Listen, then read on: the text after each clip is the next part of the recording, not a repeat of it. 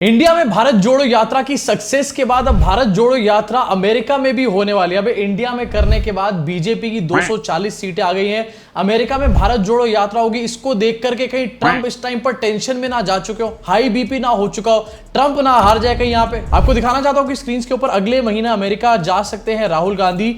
यात्रा के आयोजन में जुटे हैं सैम पित्रोदा। एंड कहा यह जा रहा है कि जैसे बड़े लेवल पर भारत जोड़ो यात्रा इंडिया में हुई थी, काफी बड़े लेवल पर यात्रा वहां पर भी होने वाली है। इंटरनेशनल डंका वाले अंकल कहां हैं, वो जॉब छोड़ दे क्या? इसी के साथ आगे बढ़ना चाहता हूं। हिंडनबर्ग की एक और रिपोर्ट सामने आई है। एक तो आए दिन ये हिंडनबर्ग जो है रिपोर्ट लेकर सामने आ जाता है और अडानी के पीछे हाथ धो करके ये लोग पड़े हुए हैं। और कुछ लोगों के हिसाब से हिंडनबर्ग अडानी को टारगेट नहीं करता, हिंडनबर्ग इंडिया को टारगेट कर रहा है। भैया पहले तो Modi is equal to India था, अब Adani is equal to India भी हो चुका है। मुबारक हो। मतलब इन लोगों का ऐसे ही चलता रहा तो कल को ये लोग Kangana is equal to India भी बोलना शुरू कर देंगे। खैर आपको दिखाना चाहता हूं हिंडनबर्ग की रिपोर्ट के बाद कल जब मार्केट्स खुले तो अडानी की ऐसी पनौती लगी, आपकी स्क्रीन के ऊपर है। अडानी के सारे शेयर्स जो हैं वो रेड साइन दिखा रहे थे। यहां पर आप देख सकते हो Adani Wilmar, Adani energy solution, Adani ब्ला ब्ला ब्ला, बहुत सारे जितने भी हैं सारे के सारे यहां पर रेड में आपको नजर आ रहे हैं। और इसके बाद मोदी जी के जो फॉलोअर्स हैं उनको बहुत ज्यादा बुरा लग रहा था क्योंकि अडानी के शेयर प्राइस गिर रहे हैं। अरे अडानी के शेयर प्राइस गिर रहे हैं, मोदी जी की सीट कम नहीं हो रही। अब हाँ, दोनों चीजें आपस में रिलेटेड हैं तो बात अलग है। अब अडानी के ऊपर रिपोर्ट लेकर आता है हिंडनबर्ग, लेकिन दूसरी तरफ से कार्रवाई करी जाती है राहुल गांधी के ऊपर। आपकी स्क्रीन के ऊपर अडानी के इस रायते के फैलने के बाद यह पता चला है रिपोर्ट से कि ईडी जो है राहुल गांधी को समन करने वाला है नेशनल हेरल्ड केस के अंदर और फिर से उनसे पूछताछ होगी। यहां पर होगा हुआएगा, यहां पर कुछ भी नहीं, घंटा ठुल्लू पूरी तरीके से। लेकिन ध्यान कौन भटकाएगा? ध्यान भी तो भटकाना है मोदी जी को। अब वैसे इसी को लेकर के राहुल गांधी का रिएक्शन लेने जब गोदी मीडिया पहुंची तो राहुल गांधी ने भाई बहुत बुरी तरीके से गोदी मीडिया के मुंह पे तमाचा मार दिया है। सर हिंडनबर्ग से बोले कि मेरे जेपीसी की जरूरत नहीं है।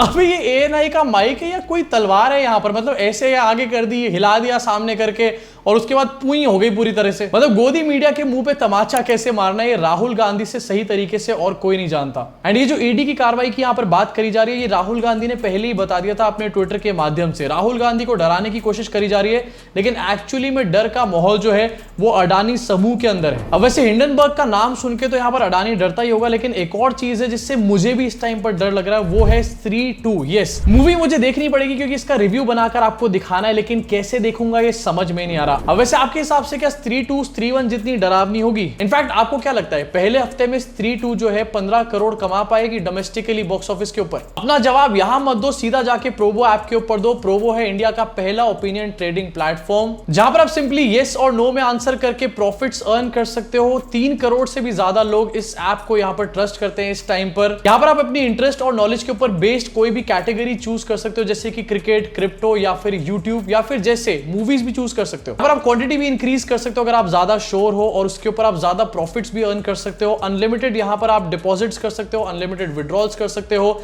जैसे कि यूपीआई, पेटीएम या फिर जिस मर्जी से भी आप चाहो। लिंक मैंने यहां पर डिस्क्रिप्शन में दे दिया है। अगर आप मेरे दिए हुए लिंक से जाओगे तो आपको अप टू 100 रुपीज भी यहां पर मिलेंगे। तो तुरंत जाओ प्रोबो ऐप पे जाकर के आंसर करो। अभी के लिए वापस आना चाहता हूं अपनी वीडियो के ऊपर और बात करना चाहता हूं यहां पर ओलंपिक्स के बारे में। हमारी गोदी मीडिया इस टाइम पर डिस्कशन कर रही है कि ओलंपिक्स में इंडिया का प्रदर्शन कितना ज्यादा खराब रहा है, इंडिया कितना नीचे आ चुका है ओलंपिक्स में, पाकिस्तान से भी नीचे इंडिया की रैंक है इस टाइम पर। इसके ऊपर माननीय सुधीर चौधरी जी, हाँ क्योंकि आजकल ये अच्छी पत्रकारिता कर रहे हैं तो इज्जत देनी बनती भी है, इन्होंने बकायदा एक शो बना करके डाला है। इनके जैसे और भी पत्रकारों ने शो बनाया है और इसके बारे में बात करी है। लेकिन सबसे बड़ी बात निकल कर ये आती कि आज जो यहां पर बात करें कि ओलंपिक्स में हमारा देश कितना पीछे है, वो खुद मीडिया के इंडेक्स में कितने पीछे हैं। 180 में से 159 पोजीशन में आते हैं ये लोग, और ये बात कर रहे हैं इंडिया के ओलंपिक्स की पोजीशन के बारे में। मतलब भाई कुछ भी हो रहा है यहां पे, कुछ भी।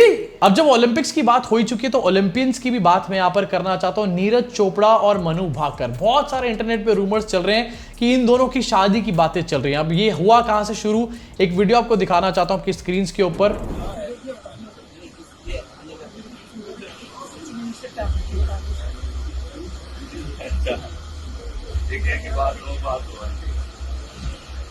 मैं ये चाहूंगी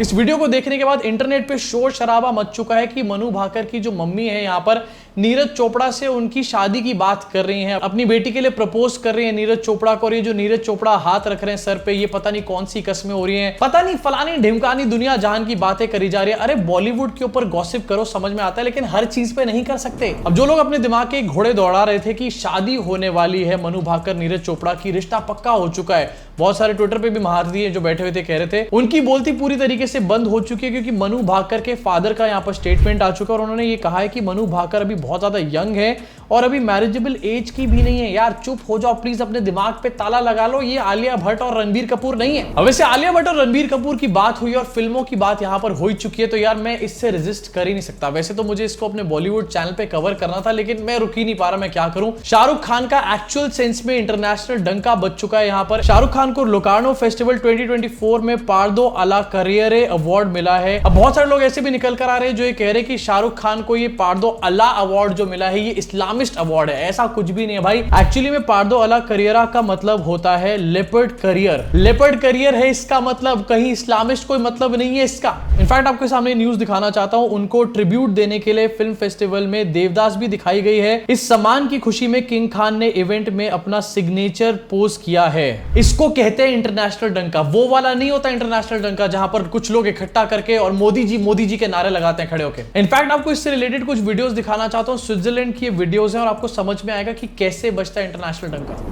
Okay, so these two ladies got lucky today and got to ask their question to Shah Rukh Khan. But let me start with this. This is not a picture. This is a hand-painted scene from Kabhi Khushi Kabhi Gham. First, tell me your name and where you're from. So I'm Francesca. I'm from Rome, Italy, and yeah, I completely fell in love with Shah Rukh Khan when I watched my first movie with him, Kabhi Khushi Kabhi Gham. Okay, so tell me, where are you from? We are from Locarno. Okay, and what are you here for? We are here for to see Shah Rukh Khan. Why? Because I am a fan. What do you like about him? Everything. We love Yeah? his movie. What's your favorite film of his? Devdas. Really? What do you like about the film? The love story and the dance. All The right. dress. Everything is very nice.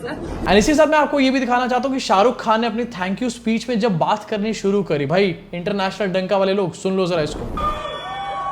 Signore e signori, buonasera. So very good evening to ladies and gentlemen, and I want to thank you all for welcoming me with such wide arms, wider than the ones I do on screen.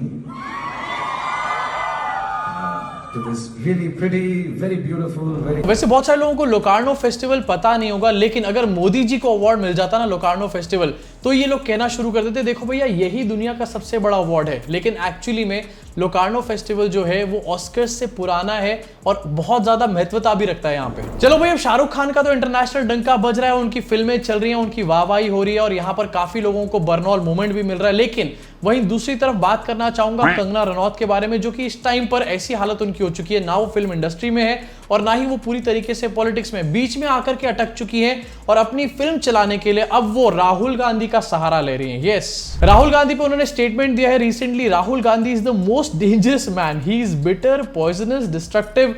ये tweet लिखते वक्त भी मोदी जी की शक्ल आ रही होगी कंगना रनौत के दिमाग में, लेकिन राहुल गांधी का नाम इसलिए लिखा है क्योंकि फिल्म आने वाली है ना यार, और उसी फिल्म का कल ट्रेलर भी रिलीज होने वाला है, उसके ट्रेलर की धज्जियां भी कलम उड़ाएंगे यहाँ पे। इनफैक्ट एक और स्टेटमेंट आपको दिखाना चाहता हूँ, get ready to sit in opposition all your life, Kangana Ranaut takes on Rahul Gandhi for endorsing Hindenburg's report. दीदी को पता भी नहीं होगा कि हिंडनबर्ग की रिपोर्ट में क्या लिखा है, दीदी को यह भी नहीं पता होगा कि हिंडनबर्ग क्या काम करती है, दीदी को कुछ भी समझ नहीं आ रही होगी, लेकिन दीदी को राहुल गांधी को टारगेट करना है क्योंकि फिल्म रिलीज होने वाली है। फिल्म, अब जहां पर एक तरफ राहुल गांधी को टारगेट तो करना है, लेकिन वहीं दूसरी तरफ बीजेपी का नहीं दिखाना अपने आप को। आपको दिखाना चाहता हूं मोदी जी इस टाइम पर चला रहे हैं हर घर तिरंगा और अपने डीपी के ऊपर तिरंगा लगा लो, वही हर साल की कहानी रिपीट करी जा रही है, लेकिन कंगना रनौत उसको फॉलो नहीं कर रही है जस्ट बिकॉज उनकी मूवी रिलीज होने वाली है। अपने स्क्रीन पर देखो, और इसका बकायदा टूल किट भी चलाया जा रहा है, राइट विंग के लोग इसको बकायदा प्रमोट भी करने का काम कर रहे हैं, मजेदार बात तो ये होगी कि राइट विंग के प्रमोशन के बाद भी अगर ये फिल्म फ्लॉप हो जाती है तो भैया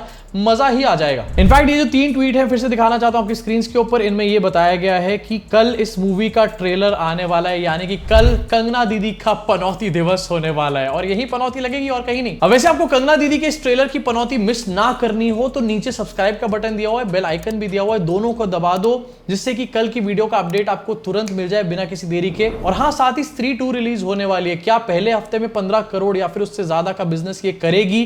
डोमेस्टिक बॉक्स ऑफिस की यहां पर मैं बात कर रहा हूं। अपना ओपिनियन जाकर आप प्रोबो पे दे सकते हो और वहां पर प्रॉफिट्स अर्न कर सकते हो। अभी के लिए इस वीडियो में सिर्फ इतना ही। मुलाकात करूंगा आप सब लोगों से इस चैनल के अगले वीडियो में।